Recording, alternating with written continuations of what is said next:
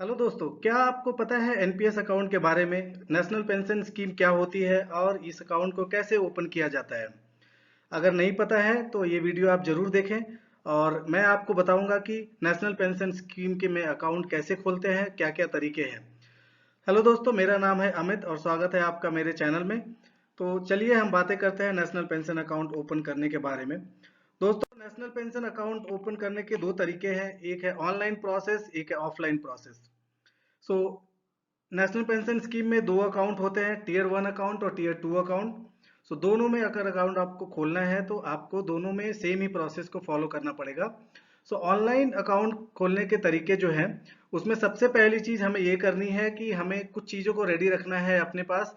जैसे कि उसमें पहली चीज है आधार और पैन कार्ड। दूसरी चीज है नेट बैंकिंग फैसिलिटी हमारे पास पेमेंट करने के लिए। तीसरी चीज है आपकी सिग्नेचर की एक स्कैन इमेज, उसको अपलोड करना पड़ेगा एंड में। और आपकी एक पासपोर्ट साइज फोटोग्राफ।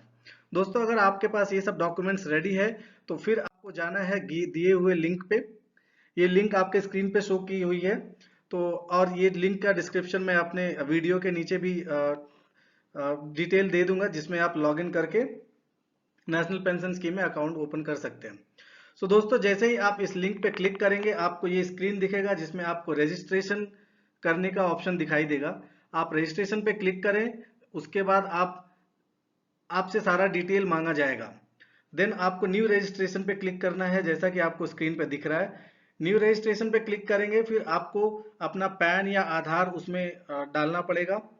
पैन या आधार जैसे ही आप उसमें एंटर करेंगे, आपको रजिस्टर्ड मोबाइल नंबर पे एक ओटीपी आएगी और उस ओटीपी को आपको इस वेबसाइट में एंटर करके आपको खुद को ऑथेंटिकेट करना पड़ेगा कि ये मोबाइल नंबर आपका ही है और इस मोबाइल नंबर से ही आपका आधार लिंक्ड है। तो दोस्तों, टीयर 1 और टीयर 2 अकाउंट में सेम ही ऑप्शन है।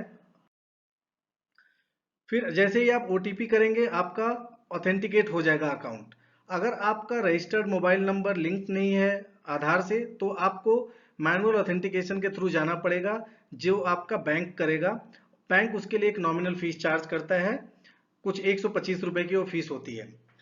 अगर आपने आधार फिल किया है तो आधे से ज्यादा डिटेल आपका खुद ही अपडेट हो जाएगा उस पोर्टल में।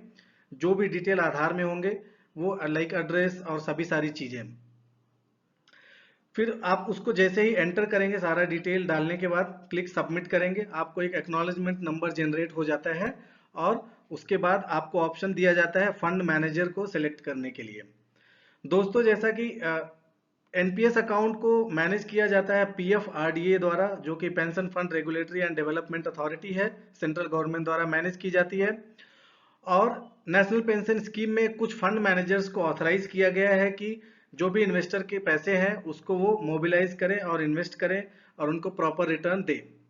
सो इसमें कुछ 7 या 8 फंड मैनेजर्स हैं जिसके नाम यहाँ पे दिए गए हैं। इसमें पहला नाम है एसबीआई पेंशन फंड, दूसरा है एलआईसी पेंशन फंड, तीसरा है यूटीआई रिटायरमेंट सॉल्यूशंस और एचडीएफसी पेंशन फंड, फिर है ICICI prudential pension fund, next है कोटक पेंशन फंड, फिर बिरला सन लाइफ पेंशन मैनेजमेंट लिमिटेड। सो आप इसमें से किसी भी फंड मैनेजर को आप सिलेक्ट कर सकते हैं जो कि आपके फंड को मैनेज करेगा through out the invested amount, जब तक आप इन्वेस्टेड रहेंगे। सबसे इंपॉर्टेंट एक नेक्स्ट ऑप्शन आपको मिलता है चूज इन्वेस्टमेंट मोड। आप इन्वेस्टमेंट इसमें दो तरीके से सेलेक्ट कर सकते हैं, एक होता है ऑटो मोड और दूसरा होता है एक्टिव मोड। दोस्तों, ऑटो मोड में क्या होता है कि जो इक्विटी और डेट, इसमें जो आपका एलोकेशन है आपके पैसे का, वो ऑटोमेटिकली आपके एज के हिसाब से चेंज होता रहता है हर साल। सो अगर आपकी कम एज है तो इक्विटी में इन्वेस्टमेंट ज़्यादा रहेगा और धीरे धीरे जैसे जैसे आपकी एज बढ़ेगी इक्विटी में इन्वेस्टमेंट घटता जाएगा और डेट फंड्स में आपके इन्वेस्टमेंट बढ़ते जाएंगे। वो फंड मैनेजर ऑटोमेटिकली करेगा अगर आपने ऑटो मोड सेलेक्ट किया है तो। अगर आप एक्टिव मोड चूज करते हैं तो इसमें आपके पास फ्रीडम रहती है कि आप कितने परसेंटेज ऑफ इन्वेस्टेड अमाउंट आप कितना इक्विटी में डालें और कितना डेट फंड में डालें। सो ये आपके ऊपर होता है। ये डिफरेंस है एक्टिव मोड और ऑटो मोड में। देन आता है असाइन नॉमिनी। आपको नॉमिनी असाइन करने का ऑप्शन मिलता है, उसके बाद आपको एक नॉमिनी असाइन करना पड़ता है जो in case of death of investor उसको सारे पैसे मिलेंगे। फिर आपको क्या करना है, अपना सिग्नेचर और फोटोग्राफ जो आपने स्कैन कॉपी रखा था उसको अपलोड कर देनी है, और एक इनिशियल कंट्रीब्यूशन के तौर पे जो मिनिमम 1000 रुपए है उसको आप कंट्रीब्यूट कर दें नेट बैंकिंग या डेबिट या क्रेडिट कार्ड के द्वारा। जैसे ही आप पेमेंट करेंगे आपको एक permanent retirement account number generate हो जाएगा, जिसको शॉर्ट में प्रान नंबर बोला जाता है, और वो अलॉट होने के बाद आपका अकाउंट ओपन हो गया है एनपीएस अकाउंट में, ये मान लिया जाता है। फिर आपके पास एक फाइनल फॉर्म आएगा जिसको आप डाउनलोड करिए, उसकी हार्ड कॉपी लीजिए और उस पर सिग्नेचर करके और एक फ्रेश फोटोग्राफ अपना स्टिक करें और उसको दिए हुए वेबसाइट पे अपलोड कर दें स्कैन करके। तो ये स्कैन करके अपलोड करने की डेट 90 डेज होती है। आपको जैसे भी आप अकाउंट खोलते हैं उसके बाद 90 दिन के अंदर में आपको ये फॉर्म्स सबमिट करने पड़ते हैं। उसके बाद आप अपना कंट्रीब्यूशन जितना भी है आप बाद में करते रह सकते हैं। आपका अकाउंट यहाँ पे खुल गया है एनपीएस में। ये हुई दोस्तों ऑनलाइन प्रोसेस के बारे में। अब दूसरी प्रोसेस की बात करते हैं जो है कि ऑफलाइन प्रोसेस।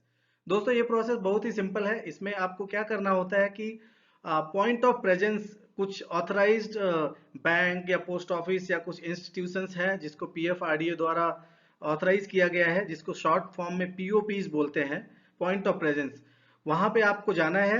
आप ये किसी भी बैंक में जाके पता कर सकते हैं, वहां पे पीओपीज रहेंगे।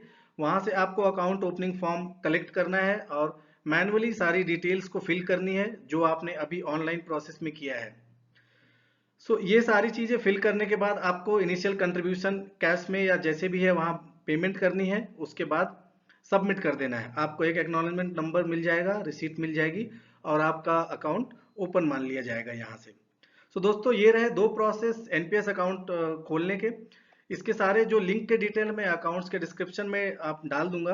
आप वहां से चाहे तो लिंक पे क्लिक करके आप डायरेक्टली अकाउंट ओपन कर सकते हैं।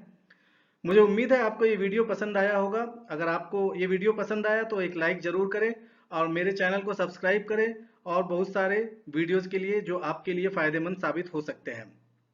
और हाँ, इस वीडियो को जरूर शेयर करें अपने दोस्तों के साथ, मित्रों के साथ और फैमिली मेंबर्स के साथ, जिससे कि उनको भी इसका लाभ मिल सके। धन्यवाद।